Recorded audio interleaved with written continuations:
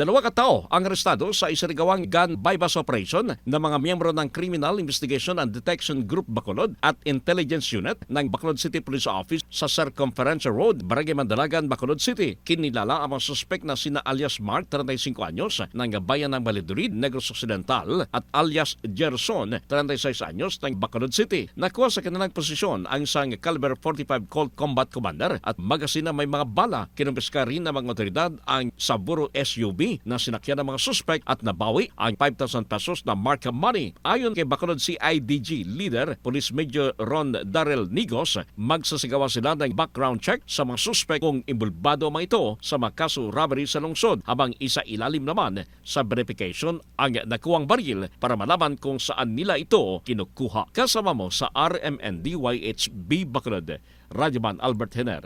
Tatak Remen. RMN Network News.